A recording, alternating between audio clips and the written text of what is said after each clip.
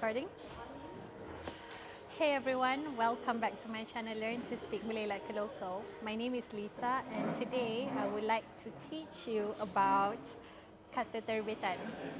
Now, this lesson I've been trying my best to avoid, but everyone's been asking for it. So here we are today. This is what you made me do. Now, Kata Terbitan is basically, in English, it's a derivative. And what it means is you have a base word and then you attach words to it, either at the beginning or at the end, and then it becomes a different word, a derivative. So in Malay, the specific name for it is Kata Terbitan.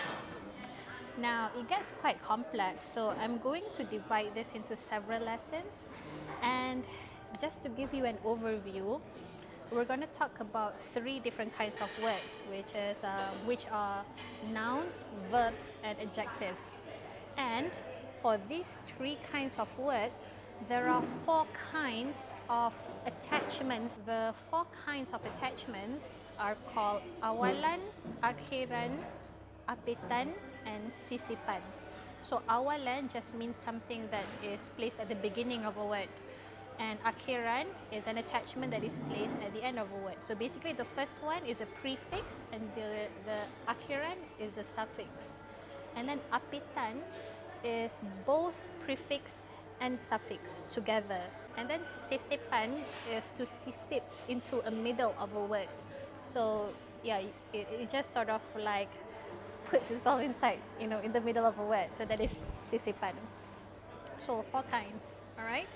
And in today's lesson, we are going to talk specifically about Awalan, meaning only prefix for today, for these three kinds of words, which is noun, verb, and adjective. And just for your knowledge, noun, verb, and adjective in Malay is kata nama, kata kerja, and kata adjective. So nama means name, the name word, which is a noun, and kerja means work. So the work name, which means the work word, which means a verb, and then the adjective word is adjective, a word that describes something, right? Awalan kata nama, as you can see right over here, these are all the prefix available for kata nama. And just look at all the they all bring the same meaning. It's just that the variation, you see, there's pem, pen, peng, penge, all those different variations.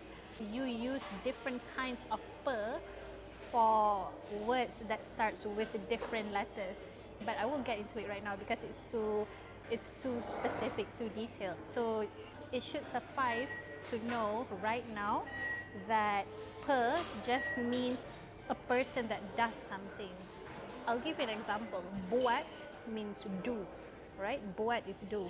But pembuat is doer, someone who does something.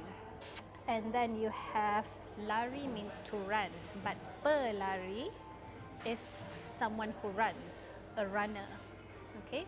Pelari terbaik, the best runner in school, dalam sekolah. Pelari terbaik dalam sekolah, the best runner in school. Something like that. Okay? Ke, as you can see, the prefix ke is to indicate that this person is the focus of this noun. Like kasih means love, right? Ke kasih is the subject of this love, meaning like a lover. So kasih, love. Ke kasih, lover, as an example. Juru just means a person or a member that is directly involved in a job. Okay, so like terbang means to fly. Juru terbang is someone who is directly involved with flying, which is a pilot. Juru terbang. Okay, and then you have maha. Maha is, I'm not too sure about maha right now, but basically the maha that I'm used to is like to show something that is sort of like something grand. Yes. So Raja is king, Maharaja, emperor. That's maha. And then tata. Tata means like a set of regulations or system or an arrangement. So Tatabahasa, the set of rules and systems and arrangement of language, because Bahasa is language. So Tatabahasa is grammar, the set of rules for language. Tatabahasa. So that is the meaning of Tata. Pra means pre. So prehistoric, pra sejarah, you know, before recorded history. And then sub. Sub is the same in English. It's like a smaller group of something bigger. That is sub. So in Malay and English, it's the same. Supra is also the same as in English, meaning like something of a higher level, like above, beyond. Supranational political association. Okay, so it's like the members of, you know, maybe individual countries will report to this supranational group. Eka is single. So like an English dictionary, we would call it Eka Bahasa, meaning like a single language kind of dictionary. You know, English dictionary, Malay dictionary, that is Eka, one language. Dui means two. It's like dual. So Dui Bahasa, double language. So like Malay to English, English to Malay dictionary. That is Dui Bahasa. Okay, so that is the end of the prefix for noun alone. The second one is prefix for verb. Just now was for noun. And for verb, as you can see over here, you have and you have and then you have ter, and you have d and deeper. Okay, so like earlier you saw per, pem, pen, peng, penga. Now we have mem, men, meng, menga, and whatever. So these things also respond to the base word in the middle. I mean, like it responds to the kind of letter that they begin with. Certain letters will get me, some letters will get mem or men. It really depends. So you have to memorize these things. So me is the act of doing something. So for instance, like you have curi, right? Curi means to steal. Mencuri is stealing. Or gali. Gali is to dig. Menggali is digging. So this is the purpose of me in a verb. The prefix meng or me. And then moving on to the next one, which is ber. There are three variations for ber, which is ber, and bow. And like work is kerja. Working, bekerja. Okay? Another one, jalan. Jalan means to walk, but walking is berjalan. So you see, kerja is bekerja, jalan is berjalan. I still have to study why these are different. I mean, like I studied this over 20 years ago, so I cannot remember the rules. I mean, who remembers grammar rules anyway? And then after that is ter. Ter means, because ter also appears in adjective, but for verb it means like something being done to it. So for instance, bentuk means shape, right? But to be shaped, that is terbentuk. So a diamond is shaped under extreme pressure. Berlian terbentuk di bawah tekanan yang melampau atau tekanan yang sangat kuat. A diamond is shaped under extreme pressure. Another one for kata kerja, ter, means like accidentally. Like jatuh means to fall. Terjatuh means to accidentally fall. Kanak-kanak itu menangis kerana dia terjatuh. That child is crying because he or she accidentally fell down, terjatuh. Okay? That is ter. And then you have D and deeper. So D and deeper is like having something done to you as well, or like for something to happen. But I don't know why one is ter and one is D. You know what? This is an overview, so I will get more in depth. Maybe one day if I don't run away screaming after this. Um, diatur, ditimang. Like susun means to arrange.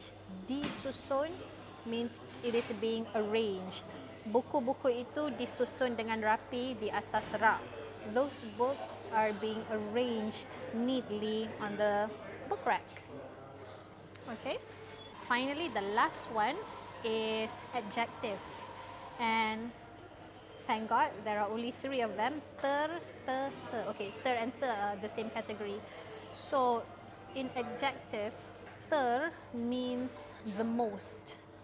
Okay, like cantik means beautiful. Tercantik, the most beautiful. Gadis tercantik di kampung itu, the most beautiful woman in that village. Okay, ter.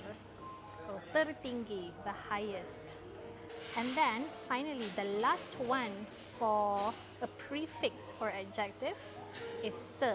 Se brings the meaning of being as, like on par, similarity. So tercantik, most beautiful. Secantik, as beautiful. Like gadis itu secantik bunga. That lady is as beautiful as a flower. Okay, this book is as thick as an encyclopedia. Buku ini setebal encyclopedia. Okay, setebal, as thick as.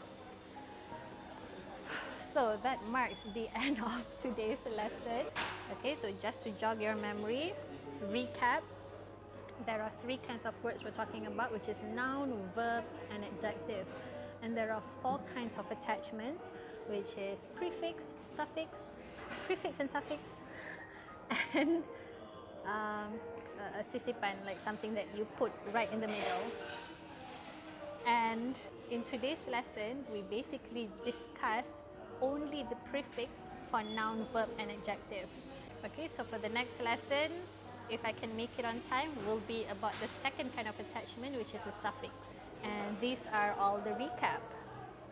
Yeah, you look at the recap while I drink this.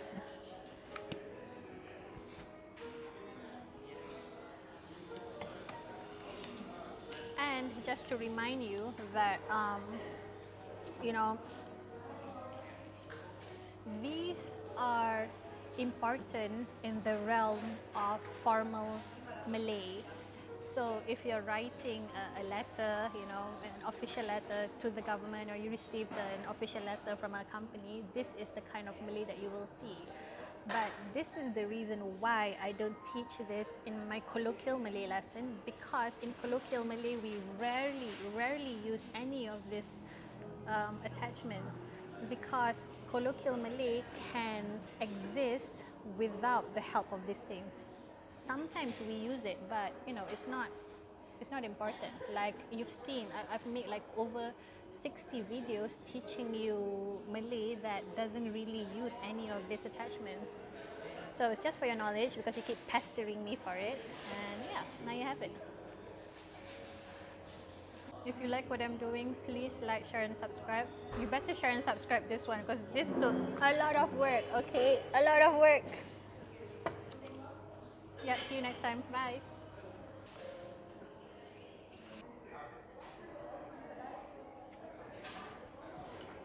Holy shit, that's hot. Terbentuk is passive. You are getting it. Something is being done to something. Yeah. You know what? I'll get into the